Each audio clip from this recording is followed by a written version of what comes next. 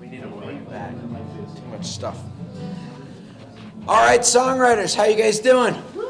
Everybody still standing? Day 3? Woo! All right. We haven't had a fight yet. Nobody, at least nothing's broken out into fist fights yet. That's good. Now, you'll notice we've had some bailage.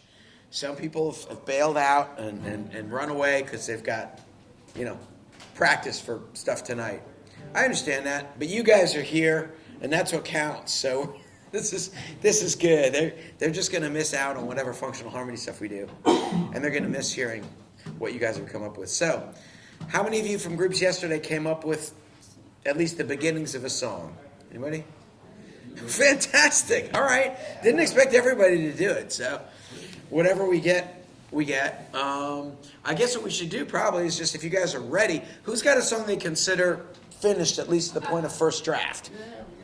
These guys, I know. They were quick off the starting blocks. That's why we're sitting up here. That's right. They're going for that special A+, right? No, we want you to kick us out first. Yeah, right. So, Neil, shall we just go ahead and share some of these songs? I think so. Get stuff going? All right. So, did you guys find a name for your group? The Fish. Love it. Is it Stan Funky? I probably changed some Titans somehow. That's fine. So, all right, you fishy guys, do you want to just, is it in shape that you could play it? Sure. Sing it? Yes. Just, you want to come up here or do you want to just do it down there? I don't really care. Whatever's. Come up here. Come up here, yeah. It goes like, this is the thing. Now that they've been on stage, you can't get them off. I didn't bring a strap. Well, grab a chair. Just borrow that chair that's up there. It's fine. We're gonna sit? Don't worry about mics. Just. Yeah. Uh-oh, I got the phone where the words are. Yeah. I know, so you gotta be in the middle. Yeah, but it's gonna feedback. We'll do this group up here, and then after that, we're just gonna have people put down here because it'll be simple. Yeah. All right, let's Jumping up. Yeah, Let's just do it. Just Sit up here, Tim. Come on down here with this room. Yeah, just even throw your chairs around or something. We just need Bob in the middle because he has the lyrics. Does somebody need to hold lyrics for you? I got that. Okay, all right. Yeah, Andy, face the audience. All right, so this is probably a work in progress, but let's see what these fishies came up with. All right, so we came up with a song. We took the challenge to do a fish song. And we wrote the song in the perspective of the fish. This is about being a fish. No, I said fish songs were just not. Oh, it was you. Oh, you need to see my chords? Switch sides. Where's your practice? All right, so switch sides. Hold on. Yes, this is why we heard the song. You guys have lost your spot for tonight. They gotta get the double spot. One for getting themselves organized and one for getting the song. Well, now he has seven chords. Oh, yeah? Yeah, he's got So some wins. he had the most sleep of all of us. All right. So hold that so I can see that. Here we go. Ready? 1, 2, 3, 4.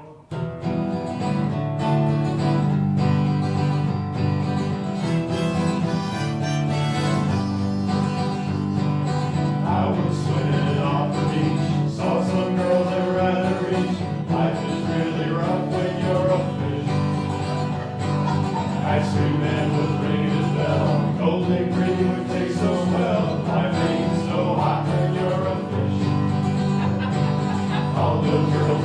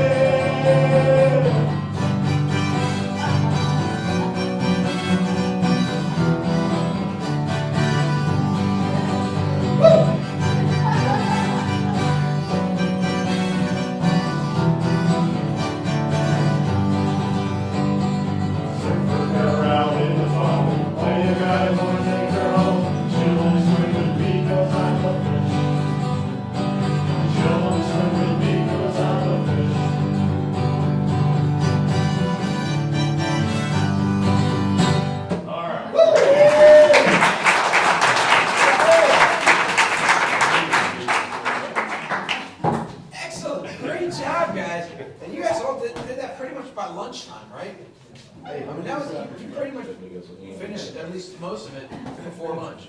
Well, we all decided it was gonna take us more than 10 minutes to start fighting with each other. Right. All right. What do you guys think about the fish song? Pretty rocking, huh? So what were some of the things that worked about it for you? Very lively, very Julian. Very lively. So that's one thing we didn't talk about yesterday is prosody, the idea of how your lyrics and music fit together. Because it is actually, I mean, that's a very kind of jovial, upbeat kind of tune that you got going for it, and that fits the nature of the lyrics. It's not a serious song. It's not a heavy song. If it was like a minor key, slow, dirgy kind of thing, melodically, we go, huh? What's going on? I mean, maybe ironically that would work, but probably this is better. So that's always something to think about is prosody. How does the music and the words fit? So that was bouncy and fun. Yeah, that definitely true. Think structurally. Anybody have any thoughts about how it worked or didn't work or? Well, we can give it a little background. Yeah. So all the structure was just a verse and a refrain. Right? Everybody get that? A verse. And then we started. We used the refrain as an instrumental intro. Ah, okay. So Right. we and Like a tag. Yeah. So. and that was sort of out of necessity because I can never get the rhythm right just going into it. So it says if we do this, I'll know how to play it. Yeah. So that became Good. the intro. That's actually a very common and good technique to use for your intro. If you can't think of anything else, just take like the tagline of the chorus, the end of the chorus, and stick that on the front, and that often leads nicely into and make it instrumental. And then we put a bridge section in there, which was a different set of chords. Right, and what were the words on your bridge? That was the sad part. The Right. Fisherman took all my friends. This can't be how my story ends. Dodging danger everywhere. And then we put a little harmony.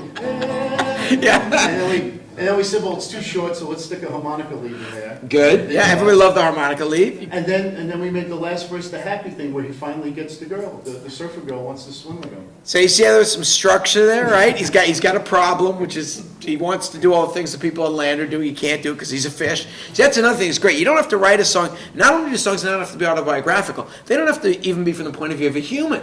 I once wrote a song in a workshop with some people in Davis where I live from the point of view of an oak tree.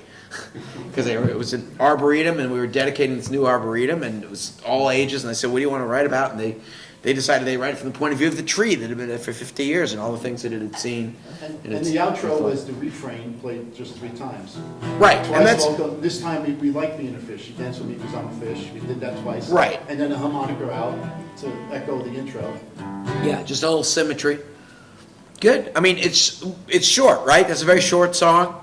But do you think it needed to be longer? No. I think for the subject matter, it's perfect. Yeah, you just got little short 2-line verses. I think you guys did a fantastic job of putting together a fun song on short notice. Great. My only thing is you didn't invite people to sing along, and I think probably if you had, we all probably could have figured out the refrain, but we wouldn't teach it to We're them. going to do this at dinner now. Oh, there you go. See? Okay. So We're passing out the sheets. this is going to become a camp tradition, Yeah, the fish song. There's a children's book coming out next week. Oh, God. Marketing, television is going for Disney and an animated series. Yeah. All right. Well, fantastic job. I mean, even if we got one song out of this, that's pretty good. That's very, very good. Who else has a song that's either finished or somewhere near completion? Okay. These guys. Okay, all right, that's totally cool. You want to either tell us about it or read us the lyrics or something, and we can talk about the next step? You guys were out in front, like, writing all afternoon, right? No. You were. They were. Yeah, no, Yeah. that was a 10 out. We had scheduling issues yesterday. Okay. I don't think we have a finished song in terms of words, the chorus, the verse. I have a refrain and a chorus in mind because I'm now in and and a bridge, and then I changed everything up. So it goes from sad to happy. It's everywhere. So it's gonna be good. So, yeah, let's get kind of a report from each group, see where they all are. Right. So I'm not. Wait, so we're hearing from 2 different groups here. So David, your group, you guys got what? A lyric? We've got exactly the same as John just said. We've got basically a lyric. We have a progression. We've got the melody largely. What is this performance dress? In other words, it's currently pitched up at Jeff's Neil Young register, which I can't reach.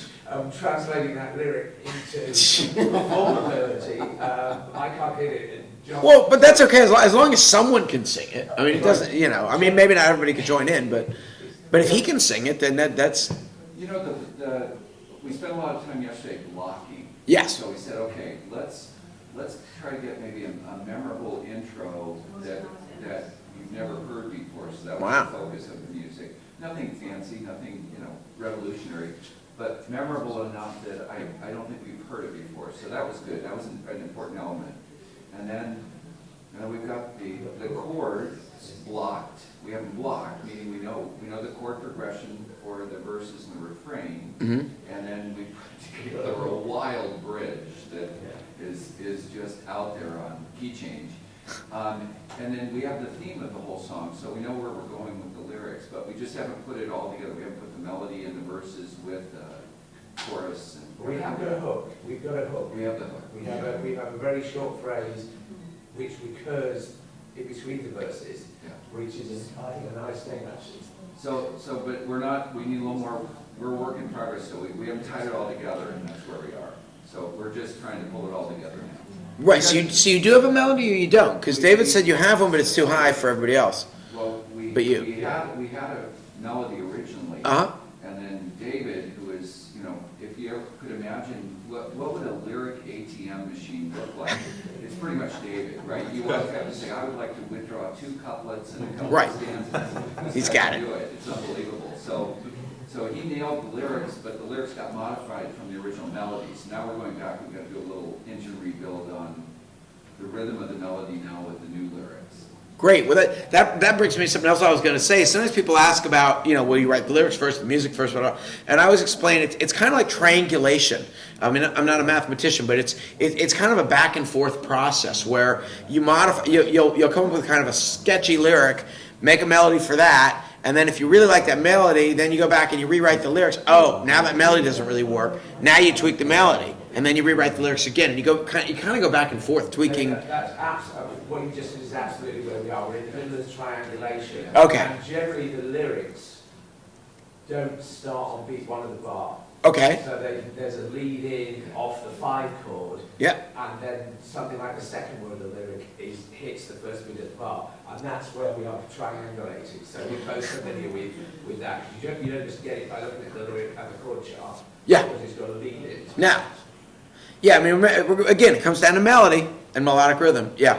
I mean, I've taken songs that I've written as waltzes in 3/4 time and rewritten them in 4/4, and vice versa. I mean, sometimes you really can take things and modify them. You just have to be creative about moving the syllables around and stretching notes out. It was a little unkind yesterday because David comes back. He took a little break and he comes back and he has 3 solid verses and a bridge, and we've got a refrain baked in too.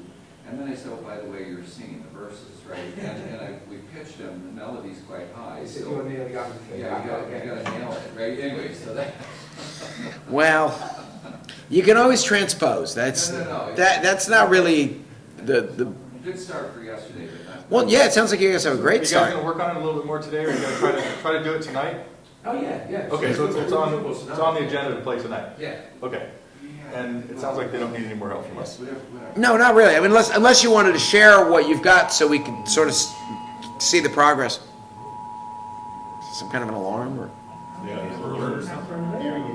That's what it sounds like. This is a test, this is only a test. Yeah. This No is fire. not an emergency. Neil, should we do anything with that in terms of like having them share what they've got so we can see the progression, or you want to just leave them to it and you guys work Let's see where on everybody it? else is first. Okay, It's like they're gonna change it again. you're off the hook for now. Just good job. Keep going.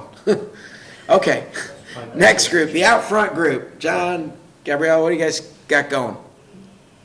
You're gonna ask our musical director. Yeah. He wants us to go up front, so we're Well, gonna I wait here for the I would like show. us all to play and sing it, and because yesterday's schedule, she has a lesson. Yeah. He's going here, he wants to go to the roof here, so, by the end of the day, I was sitting up on the hill, and I got up, and I'm like, I'm walking down, and it's 6:15, and then I come in, I'm supposed to play, so I slide over the board with my fingertip, and I stick my name off, and hoping no one has seen it on there, and then I sit by Neil, So we get, you see, they said, who's next? This is John. I said, well, I don't know, I hadn't even eaten anything yet, I was about to fall over. So he gave me the hairy eyeball.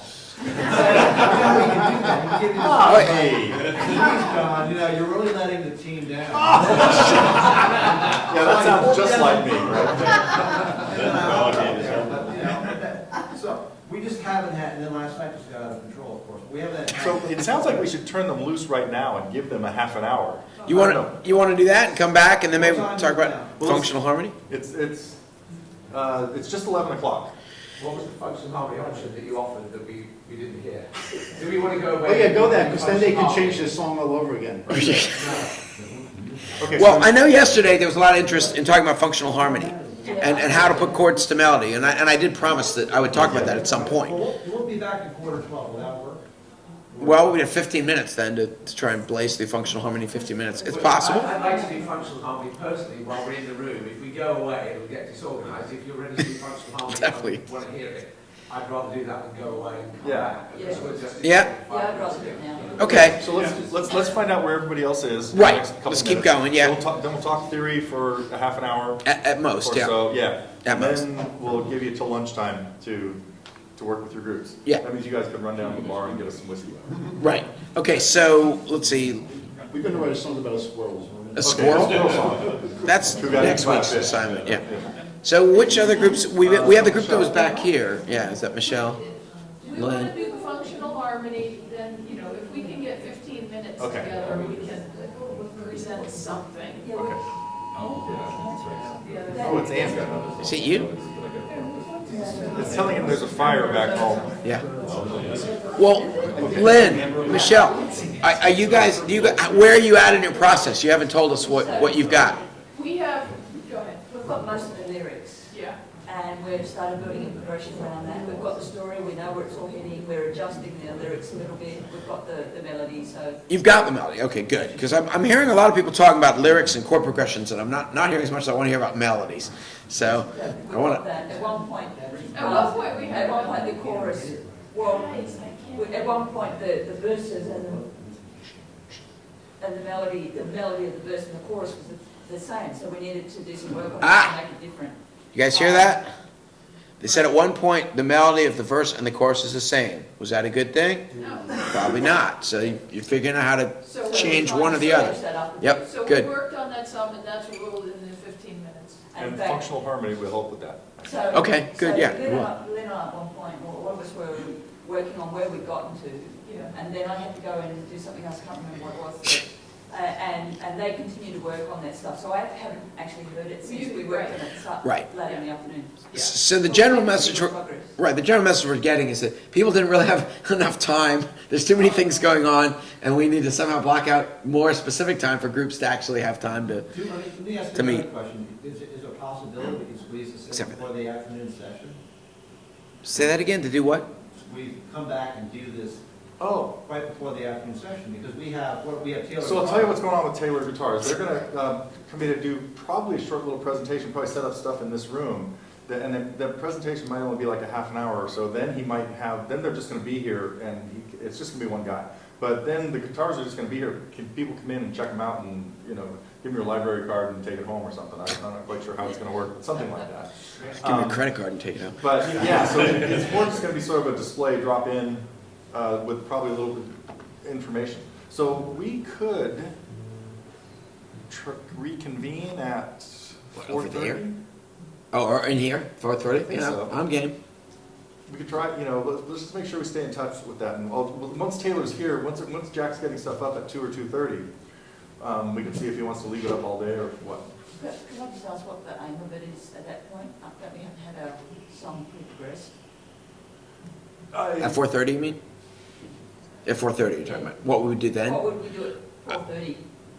I guess if people still haven't finished their songs, or if they have but we haven't heard them yet, we get a chance to kind of hear them and talk about them a little, To help refine them. do a bit more refinement. Yeah, because good writing is rewriting. As Tom Paxton once said in a workshop that I went to, he said, first drafts are for drinking, not for playing in front of an audience. So, I mean, obviously, when we're working fast like this, that's different. It's okay to do it. But in general, if you're really seriously trying to perform a song, you probably won't go with your first draft. And I think everybody could easily find, even an hour together after lunch, you know, if it's 1 o'clock, anybody who's not going to, but all that's going on at 1 o'clock is Vanessa sing-along, and at 2 o'clock or 2:30, 2 or 2:30, we'll set up Taylor stuff, but I think it'd be easy for everybody to find an hour in there. I mean, we could even, you know, so I don't know if the 4:30, just check-up kind of thing. We might only be in here for 15 minutes. Yeah, just quick Or- breeze through the songs that we haven't heard yet. And I don't know, I just pulled 4:30 out of the hat for no particular reason, just because it's somewhere in the middle of, you know, getting close to dinner. Right. But it could be later too, Right. so, Well, that's probably good. 4:30 is probably good. okay. Because that'll give you still like another hour to Right. go work on it some more if you want. Didn't you say something about starting the open mic? Yeah, the open mic, no, it's gonna start at 7. Yeah. There was another group that was in here. That was your group, right, Jason and Jeff? And so, yeah, you guys said you didn't really get too far. No, no. Well, you worked in here for a bit and then ran out of time, that's all. So, where, like, how far did you get in the process? We got general theme. Okay. And Topic. like 3 bullet points of a framework. Basically what we want to do with 3 persons. Kind of an outline. Yeah, That's good. So, that was it. could still take that and run with it. Yeah. So I think, yeah, if we've given a little more time, and of course the other option is at 4:30, if you haven't gotten too far with it, and that's really unfinished, everybody else has finished their song, we've got this kind of unfinished song hanging loose. If we want to, we could take it in here and then just really open it up and bang it out and get it done. So, that's another option. We haven't talked about specific wording for verses. We haven't talked about any Right. kind of melody or anything like that. Well- Or even any kind of structure or what chords, chords we do like or any of that Yeah. stuff. So we've got the whole spectrum from finished product down to, Right. complete. Well, you know, I think the biggest issue, or one of the big things we want to get out of this is just get a grip on the process. Yeah. You know, the goal is not to have 5 brilliant songs like tonight. Good. Right. It's, That would be fun, you but know, not yeah. necessary.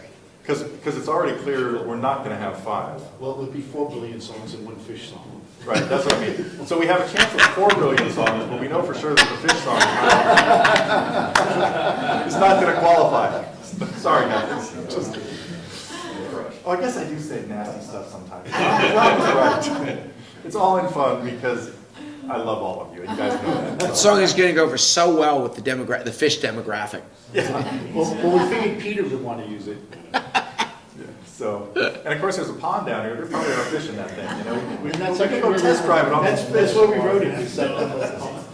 Anyway, so yeah, you guys, some more time a little bit together will be good, and then we'll talk again at 4:30. And we have one more group that we haven't talked to yet. Do we have one more group that we didn't do? Or not? Wait, Yeah, we've got some thought we people had that weren't 5 in a groups. group. I think there's some people that weren't in a group.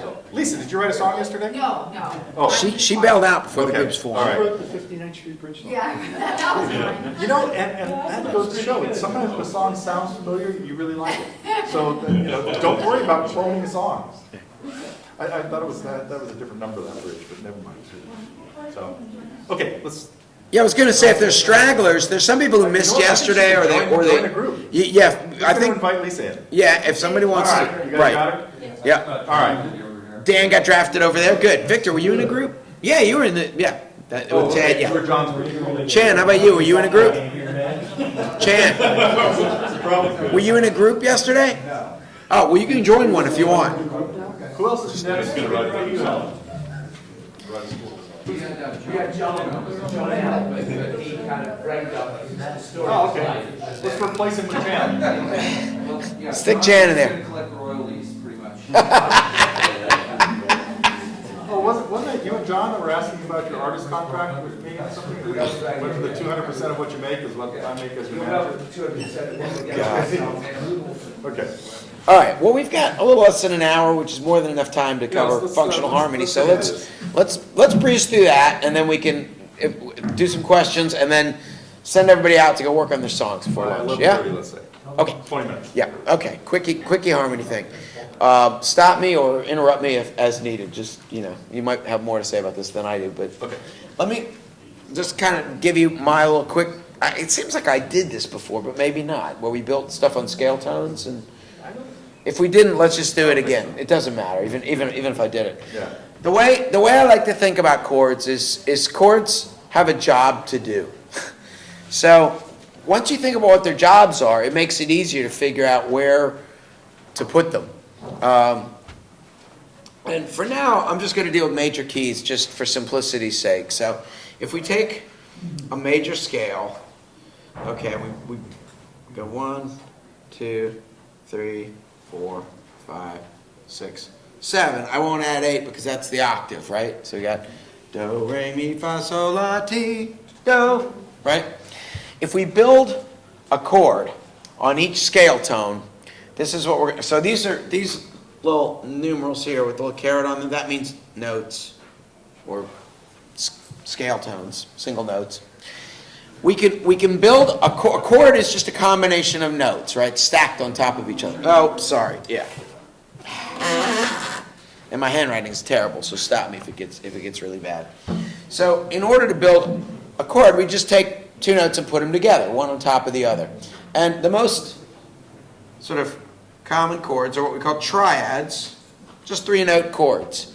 And they're usually made up of, well, they're always made up of 1, 3, and 5. So these, I'll put little carets on them. Those are scale tones. So, for instance, if we were in the key of C, scale tone 1 would be C, because in C you've got C, D, E, F, G, A, B, and then C again. So scale tone 1 would be C. Scale tone 3 would be E. Scale tone 5 would be G, right? C, E, G. Let's see. Well, all right. Real quickly, the way that the Western scale works is there is a whole step. It's based on, everything is in either half steps or whole steps, right? So if you think of a piano keyboard, every key is a half step. On the guitar, it's almost even easier to conceptualize because every fret is a half step. I know this is very elementary for some of you, but for some of you that have no theory, it's important to just get these basics out of the way. Okay, so on a major scale, there's up from C to D is actually 2 half steps. It's a whole step. So the in between is C sharp, also sometimes called D flat. Right, from D to E, again, there's a half step in between, D sharp or E flat. But between E and F, there's nothing. Whole lot of nothing. Right? So it's a half step from E to F. So it's whole step, then half step. Between 3 and 4 is always a half step. You'll see why this is important in a minute. That's what makes the guitar so confusing. It kind of makes things complicated. So between F and G, again, there's a half step, and between G and A, write that better, there's a half step, G sharp, A flat. But between A and B, there's a half step. So we got A sharp, B flat. But if we add the C in here, I'm sorry, we'll call that 8. There is nothing in between. 0, nothing. So that's why on the piano keyboard you notice there's black keys, right? Those are the sharps and flats. And there's white keys. There's groups of 2 and 3 and 2 and 3 all the way up the keyboard. That's because that's the shape of the Western scale. So what gets complicated is when you go into different keys, what you're doing is you're preserving those same relationships of whole, whole, half, whole, whole, whole, half, by putting in sharps and flats to make those distances consistent. Right? So this is the only reason I'm telling you all this is that triads come in different flavors. One flavor is the major triad. Bob, can you play a C chord just so we can hear just what it sounds like? Everybody knows what a C chord sounds like? Nice kind of happy sound, right? So that's made up of 1 to 3, which in this case is two whole steps. And from 3 to 5, it's a half step and a whole step. So that's what we call 2 whole steps is a major third. A half step and a whole step is a minor third. So but that makes a major chord. And you don't introduce any accidentals. There's no sharps or flats. Now, can you play a C minor chord for me? We'll take that C chord, and if we made it 1, flat 3, so now we've got C, E flat, and G. Sorry, that's a G. Now it sounds very different, right? Let's hear that again. Sounds sad, right? Okay, whole different sound. That's just taking the first, now what we've done is we've reversed it. We've got, the relationship between 1 and 5 is the same, but now we've got a minor third on the bottom and a major third on the top. For whatever that's worth. Okay, you can also take this and make it even more complicated. So this is major, this is minor. You can also take this and you can flat both the third and the fifth, and you have what's called a diminished chord. It was confusing for me to write those zeros there because that's also what we used to write diminished, so ignore that. Just know that there's no half step in between the third and the fourth and the seventh and the eighth. Okay, so that's the sound of a diminished. Kind of jazzy. You don't hear that too much in folk music, once in a while. But it's good to know that it's there. Okay, you can also... When I sing in the major scale, you hear that. What's that? When you sing in major I said keys? when I sing in the major scale, Oh. you hear that. You hear that dissonance. Okay, not necessarily deliberately, but there you go. Okay. Carlo needs to build tension in Alice's restaurant because it's building up. Yeah. Something. He plays the diminished chord, starts sliding it up the next. Yeah, right. It leads up to the drain track. It's a little more, it's used a lot in jazz. It's a little too dissonant for folk. So that's a 1, a flat 3, and a flat 5. And you can also, just to be complete, you can also do what's called an augmented triad, which is where you take 1, 3, and a sharp 5. So that would be, you want to play a C augmented? That's tricky. It would be C, E, and G sharp. Play a C chord and flatten out your first finger across Yeah. the third string. Oh, no. Yeah. Yeah, kind of like that. There, yeah, and just don't hit the top string. Don't hit the first string. And don't hit the bottom string, just the middle ones. And it's a great hanging kind of sound. The Beatles use it at the end of phrases sometimes. That's not quite it, but it's close. Anyway, doesn't matter. Other than Beatles songs at the end of a phrase and some jazz stuff, you're not going to need an augmented chord too often. So let's focus mostly on major and minor. But I could do it in D. Yeah, there you go. There, that's the sound. Yeah. That's the sound. You just gave me the band. Where's that eraser thing? Because I know I'm going to need to write more stuff. Orange towel. Where did it go? On the- Oh, yeah, thanks, Lisa. Just toss it over. So I'm going to get rid of all this stuff down. So most of that is stuff you don't need to know. Here we're going to get to the meat and potatoes of the stuff you do need to know. So forgetting about all this, let's just go back to our scale tones. Now, for whatever reason, the convention is that when we have a major, now we're going to talk about chords. We're going to do those in Roman numerals. And when we have a major chord, we're going to write it as a capital. No, yeah. Can you quickly explain thirds and fifths for? Yeah, it's just going up the scale. So if you're in, say you're in, let's go to G, just to use a different key, right? If you're in G, your scale is now G, A, B, C, D, E, and F sharp to G. Now, do you know why it's F sharp? It's F sharp because that preserves the half step between 7 and 8. See, luckily you've already got a half step because there's no B sharp or C flat. So that's already there. You're maintaining the same relationships of whole steps and half steps. So the third, when I talk about the third in a triad, all we're saying is it's the third note of the scale. We're picking out the notes of the scale that go in the chord. All these and no others. Does that make sense now? So a G triad is made up of G, B, and D. And depending on which flavor we're talking about, major, minor, diminished, augmented, it's going to be either G, B, D, or G, B flat and D, or G, B flat, D flat, right, et cetera, et cetera. But it's basically working with those, some combination of those three notes. Is that what you were asking about, Victor? I'm not sure if that answered. Actually for Gabriella. Oh, but is that clear? Yeah. Okay, so when I say third, here I'm talking about the third scale tone, but there's a relationship of a third between this note and this note and this note and this note. If you sharpen the third, it turns into a different chord, yeah? If you sharpen the third, G, C, and D, well, yeah, then you've got, it's like a sus4, yeah. And again, that's enough, yeah, right, that is a different chord. The third of the fourth in a scale is a half step. Yeah. There is no such thing as a sharp third. That's right. Because the next note is a fourth. Yeah, so we're not going to, right. It's just you're substituting the fourth for the third. Yeah. Right, so that's the suspect. That's right. So let's not get too off track here because we could talk about color tones and adding sevenths and all that. But for now, we're just keeping it simple. Triads. Okay.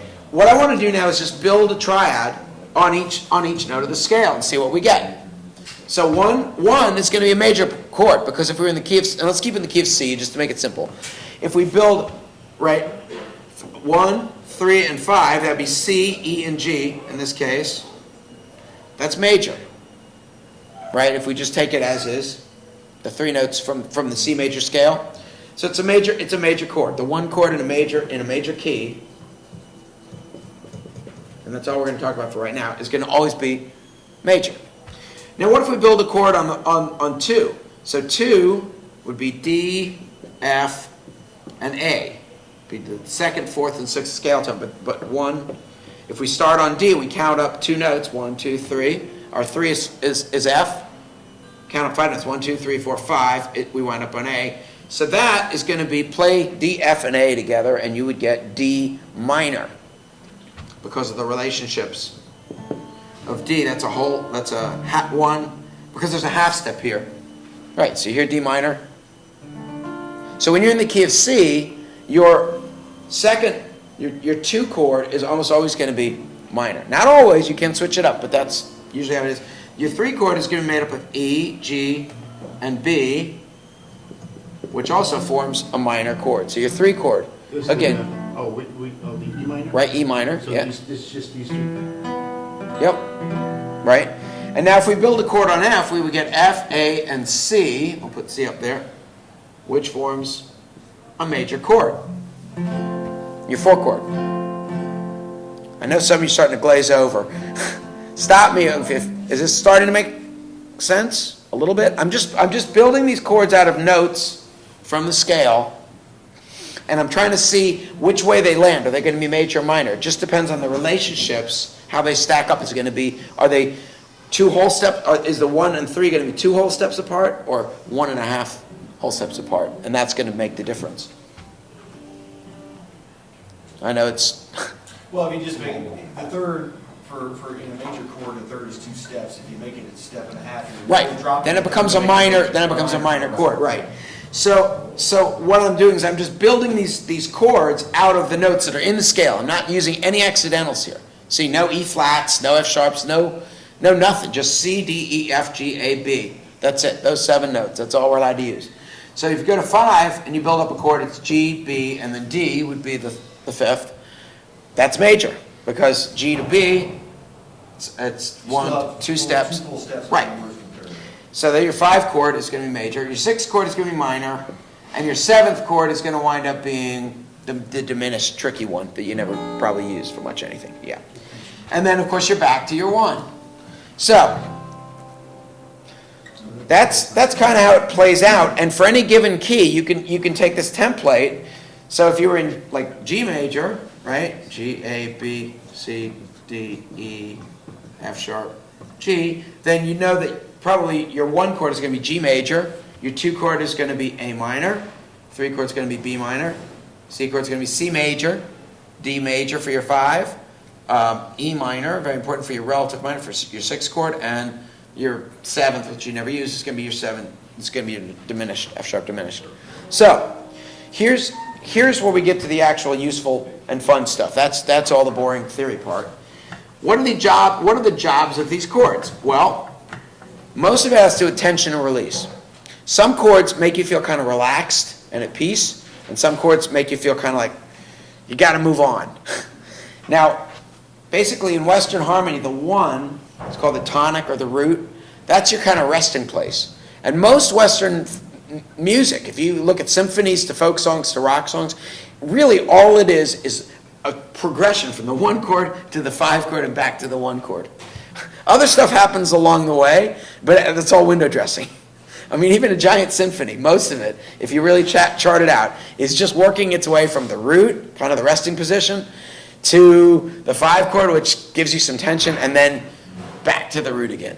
So if you want to find out what key a song is in, for instance, don't go to the 1st chord of the song and look at it, because it doesn't always start on the root. Go to the last chord of the song.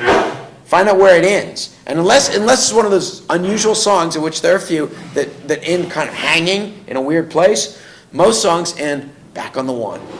So that tells you usually where you are. So the 1 chord is really important. The 5 chord is probably the second most important chord, because that's the one that kind of pushes you back to the 1. And so if you're going to do a song and you're only going to use 2 chords, chances are those are the chords you're going to use. If you don't know a song and you're trying to pick it up off the radio and you figure out what key it's in and you don't know anything else about the song, start with these 2 chords. That's kind of your default starting place. There are probably going to be other chords in it, but most likely you're going to have a lot of 1 and 5. You can write a lot of songs with just a 1 and a 5 chord. Skip to My Lou, I think, is pretty much, right? Let's see, so you try it in C or something. He answers me like, I play it all the time. What do I do, right? And then G, lost my partner, what do I do? C, lost my partner, what do I do? Skip to my Lou, my darling. Yeah, I mean, that's about as simple as it gets, but all you need for it is 2 chords, a 1 and a 5. And you can throw that into any key once you know what the 1 and the 5 chord are, right? You can just put it and transpose it to whatever key you like. Thank you, Bob. Very excellent demonstration. So after the 1 and the 5... You're never going to make me do this at dinner. I know. Skip to My Lou. I once did a gig in San Jose. Early days, I was playing mostly for tips, and some kid came in with his mom, and he wanted to hear, I think, Old MacDonald or something. It's like 5 years old. I got my biggest tip of the day from the mom of this kid for playing like Old MacDonald. So my brother called later that day and he said, "How was your gig?" I said, "Well, it was okay, but I did have to play Old MacDonald, but I made a $5 tip on Old MacDonald." He was like, so after that, like every time my brother would call, he'd be like, "So how was your gig? Did you have to play Old MacDonald?" It's like, I think he still asks that every now and again. When you get into timing structure, I have a similar story with timing. Oh, really? Oh, God. So skip to My Lou. That's going to be your new greatest hit. So 4. The job of the 4 chord is to kind of get you from 1 to 5, or sometimes back from 5 to 1. Or it's a great placeholder. You can kind of hang out between 1 and 4 for a very long time. And it's really your 3rd best candidate, probably, for if you hear a song and it's in a major key, and everything sounds kind of major to you, and it doesn't have a whole lot of chords, probably it's going to be some combination of these 3 chords, 1, 4, and 5. If you go and you learn nothing but those 3 chords, you've got thousands of songs at your fingertips. That's all you need, really. So you need to know 1, 4, and 5 in every key. And you've got a good palette to work with to start. Those are your main major chords. Simple. Your main minor chord, when you start wanting to add some flavor to things, is the 6, which is called the relative minor. And it's called that because basically your 1 chord, let's just use C as an example, is made up of C, E, and G. Your 6th chord, in this case, would be A minor, would be A, C, and E. Notice anything about that? Well, if you look closely, you got C and E, you got C and E. They're darn close, right? Only 1 note difference. So it's very smooth going from 1 to 6. And you've got a raft of songs that were written mostly in the 50s and 60s that go 1 to 6 to 4. Excellent demonstration of 5. I mean, once you get that progression, you've got hundreds of pop songs from that era. Well, yeah, and even before Bob Dylan, right? All the doo-wop stuff. So, and that's because it's so smooth. If you look at the 4 chord, F, A, C, right? That's awfully close here. We've got A and C. Boop, boop. Those are really closely related to the 6 chord. So it makes a very smooth transition. And then you go to the 5, and then it pushes you back to the 1. Okay, so when you're writing your song, you want to think about the ends of phrases. Well, I'll finish this out. So those are the 4 most important chords in any key. 1, 4, 5, and 6. For additional flavor, you've got 2, which is actually the relative minor of the 4 chords, so you can often interchange those. In this case, that'd be D minor. And that's a good kind of climbing chord, kind of intermediary. So you can play like a C to a D minor to an F to a G. That's a nice progression. Right? A lot of folky kind of things go like that. That works. E minor is your 3 chord. That's also a great sort of placeholder, kind of killing time kind of chord where you can go from C to E minor and then up to F. Try that, like just hear what that sounds like. Just C to E minor and then F. Right? Very smooth transition. You can also go from E minor to A minor That works nicely. These chords don't have a huge amount of tension, right? Most of these minor chords in a major key, they're pretty relaxed. The tension really comes mostly with the 5 chord. And that's kind of what drives you forward.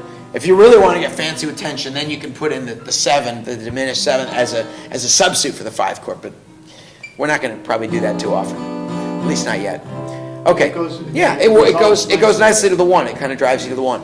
Okay. So thinking in terms of a song when you're writing a song. So this hopefully helps a little bit for when you're trying to figure out the chords to a song. If it's in a major key, this is your palette, right? So name a key, any key. G. We've already talked about G, so let's skip that and see. What, E? Okay, so E, let's do a quick test here. Okay, what's the 2 chord going to be in E? F sharp minor, right? F sharp minor, that's important. In the 3 chord? G sharp minor, right? Okay, 4 chord? A, yeah, you should know that one. 5 chord? B, yeah, excellent. You guys know that. 6? C sharp minor, good, the relative minor. And then 7 would be, it would be D sharp diminished, which this thing you don't really need too often, but. Okay, so, actually that's half diminished, just diminished, it's fine. Okay, so if you're playing a song, you're transposing to E, this is your palette. These are the chords you're going to want to grab from. You really don't want to go outside of that too much. Or if there's a strange chord, then you'll know probably it's not one of these. And if you want to go from C to E, then you have the 2 things written down in front of you, and you can say, well, this chord becomes this chord, this chord becomes this chord. Yeah, you can match them up. You can, there's D minor, and there's everything that's in E minor, everything's in F, everything's in G, everything's in A minor, everything's in B. Yeah, right, exactly. Yeah, you can make a map for yourself that these are equivalent. Of course, you can just put a capo on a guitar, but it's better to actually learn the chords if you can. So going back to writing songs, how on earth do you figure out what chords go under your melody? Well, first of all, by doing this, we've narrowed it down. It's not every chord in the known universe. It's only 7 chords to deal with, right? Probably really 6, because the 7th isn't even going to be in there. So that helps. You only got to try to pick from 6, and you're singing your melody, you go, well, what goes with this? I don't know, let's try 1. How does that go? Well, that sounds good. Well, you can do sort of process of elimination. First of all, is it a major or minor chord? Once you've narrowed it down to major, you're only picking from 3 chords. Once you narrowed it down to minor, you're only picking from 3. It's not so hard. You want to think a lot about the ends of phrases. Most songs, every phrase ends on a chord, and a lot of times, probably the vast majority of the time, if it sounds kind of restful, that phrase is resolving. It's what's called a closed cadence in technical terms. It's resolving to the 1. The end of your verse, the end of your chorus often resolves. If it's hanging and it's kind of pushing you into the next section, guess what it's probably ending on? 5. Yeah, because the 5 is the one that gives you tension, drives you forward. That's called an open cadence. So most lines of your song are going to end, most phrases are going to end with either a 1 or a 5. Not always. And this is what we call false cadence. There's the plagal or church cadence, which is where it ends on a 4 and then resolves back to 1. That's like the amen. So you get to the end of the phrase and you're like in C and you go, that kind of thing. But again, not super common. Dave, there are many songs that don't have a 5 chord in them. I mean, no, it's certainly possible, but you kind of need, you know how like in a story when you're writing a play or a film or something, you need a villain? Because how do you get the plot moving if there's no bad person or something? You kind of need the 5 chord to move things along, unless you want, like if you're doing like New Age stuff, kind of Windham Hill, where it's just really restful and peaceful for meditation or something. Maybe you'd avoid the 5 chord and you just go kind of 1, 3, 6, 4, 1, and cycle around without a whole lot of tension. But that's good if you're trying to meditate. Maybe not so good if you're trying to engage a listener. So, yeah, I mean, there are probably not a lot of songs that don't have a 5 chord. One great way to like learn this stuff is to take some of your favorite songs and start analyzing the chord progressions. Figure out what's the 5, what's the 4, what's the 1. So let's just take a simple melody. Let's make up a quick simple melody and see if we can write some chords to it. The fish song. Well, you've already got chords for that, though. Who's got a melody? Who's got a melody in progress that we can That was take? a 1-3-6-5, by the way. Right. Okay. Let's show them what that means. So it was G, G. G, Yeah. E minor. Oh. No, it's 1-3. Okay, sorry. B minor, and then E minor. Okay, E minor. 5. 5. Right. Right. So it's 1 to 3, which is again kind of a placeholder, kind of not really a lot of tension there, and then an E minor, nice smooth transition, and then the 5 to drive it back home. Right. Mhm. Process question. Yeah. Because this is something you said people do, and you said earlier on, I don't hear much about melody when we were all talking about process. Did you guys write a melody, or did you strum chords and fit a melody to the chords? Well, Which is simply what we did. it was like one in the same. We thought we needed to get in and out of the exercise pretty quick, so we just said, how about dun dun dun dun dun dun dun dun dun dun dun dun dun dun dun. And then we says, you know, we had like life really sucks when you're a fish. So we had that little refrain and we just built it on. Dave, your emphasis on melody, I'm interested in the process. So in your process, would you sit down and write a melody and go to the chords afterwards, which is what you're saying? You would write the melody and then go, what's the progression that supports that melody? Right. Although usually I kind of hear the chords in my head behind the melody as it's evolving, so that, I mean, it's not like I sit down and write out a melody. But yeah, I usually sit down without a guitar and get the melody in my head, and then pick up the guitar later. As I said, I write more on airplanes than anywhere else. That's pretty much where I do most of my writing, is on airplanes, because there's no phone and no internet, and it's like I can concentrate. So I just sort of write down words, and then I'll maybe make some brief hints to myself about the notes, just writing numbers down, that kind of thing. And when I get to where I'm going, then I pick up a guitar maybe and figure out the chords. So yeah, I just wanted to real quickly see if we could do real simple. Has anybody got like a fragment of melody, like a verse that you started for your song or something that you could sing us? Like you said, Jeff had something that was real high that you could sing. Well, not. Can you, even without the words, can not for the verse, we don't have it. We really. For the chorus, anything? Yeah, we do have melody. Well, can you sing it, Dave? Santa Cruz, 1966, living down on Ocean Street. Okay, great. Can I borrow that for a second? Let me just. Okay, so this is how I sort of tackle. Phrasing wrong at the end of that line, which is where I said. Do it one more time. Santa Cruz, 1966, living down on Ocean Street. Yep. Yeah, play it in C. I mean, start with C. That's right. So I'm not quite sure right where it's. So start the melody again. Santa Cruz. That's our big one, is Cruz. Santa Cruz. Is that? Yes, Am I hearing? C, try to C. Is that right? Yeah. So we got a 1 chord. Santa Cruz. I can get it. Go ahead. Yeah. No, just play a secret. 1966, living on Ocean Street. So I'm hearing sort of. Santa Cruz, 1960. Oh, you're going up. Okay, so you're going 5 up to 8. Yeah. So yeah, so it's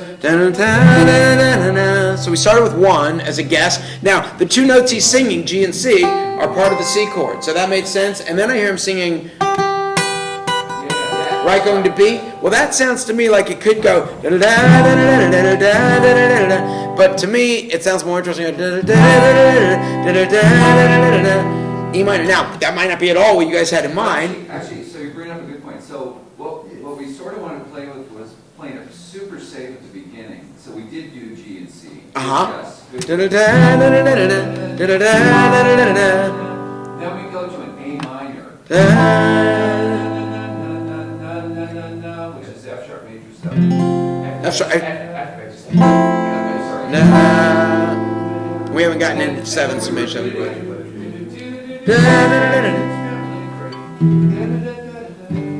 then so we do it kind of so it almost sounds a little Dylan-ish, a little folkish. Uh-huh. It sounds like we're just going to be doing lots of like 20 verses. Anyway, but then it goes into. Then it changes, yeah. So then it changes, yeah.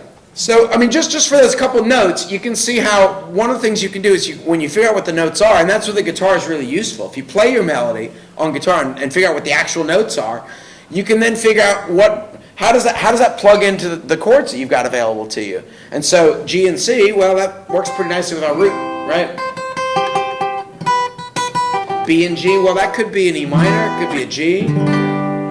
It could even be a C major 7th, if you want to get kind of jazzy with it. So, you figure out kind of the notes in your melody and then try to find chords that work around them. And then remember, there's also going to be passing notes that aren't part of the chord. Or sometimes you're going to want a note against a chord that's not part of the chord, that gives it an interesting color. But usually when the notes are held long or accented, they're going to be part of the chord. So, those are all the things you can do, and then you can also just remember that you're basically moving usually kind of from the 1 to the 5 to the 1 in some roundabout way.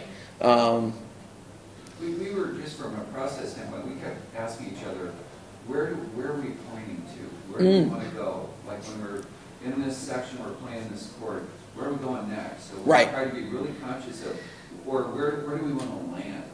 Yeah, it's always good to think ahead. Just as even in lyric writing, if you're doing a story song, you always want to have the ending before you start. Know where it's going to go. You can always use the 5 too. This is an important thing. The 5 if you want to get to another key, the 5 will drive you to the 1 in the new key. So if you can figure out what that new key is, like say you're in C, but you want to go to G. Well, the 2, the D, if you made that major, that becomes the 5 of the 5. Then I know it's getting a little more technical, but D major is the 5 in the key of G. So if you wanted to transition from the key of C to the key of G, if you could work in a D major chord, which is outside of your key, that could push you into the key of G. Or say you wanted to move into the key of A, if you made your 3 chord major instead of minor, now E is the 5 chord of A, so that would push you into the key of A. And so a lot of jazz stuff is built actually kind of around that idea of like a circle of fifths with one pushing the next, right? 5 foot 2, it's all Secondary. C, and then you go, to A, and the A drives you to the D drives you to the G, and the G drives you back to the C. So those are all, it's just one 5 chord going to the next one and pushing you around the circle. So on that, you go to the relative minor, Make it a major, right? Right. Make it a major 7. Yeah, we haven't even talked about 7ths yet. Maybe if we have time later, we can get into that. But again, the important thing is the root. Yeah. Well, actually, careful with terms there, major 7. No, I'm sorry. Yeah. You mean dominant 7? Yeah, but flat 7. Yeah. Yeah, but we added a fourth note. If you're going to add a 4th note to your triad, the one you usually add to start with is the 7th, and that can either be flat or not flat, and that changes the color from like either the dominant 7 we all know and love to the somewhat dated 70s major 7, famous for being used in Year of the Cat. Right. So yeah. So I mean, you guys can ask me questions later, but hopefully that gives you a little bit of a way to think about it. And when you're doing your songs, just really start with 1, 4, 5, bit of 6. Maybe some 2 and 3. Now again, rules are made to be broken, so of course there's times where the 2 is going to be major, the 3 is going to be major, even the 6 is going to be major. You can flat the 7th note of the scale, and you do cool things like rock does that all the time. Those kind of things where you make it a B flat instead of a B flat major chord. But for simplicity's sake, this is a good start, and you can do the same exercise using a minor scale and building up triads on each note of the scale. But that's for another time. Yep. Yay, thank you. Yay.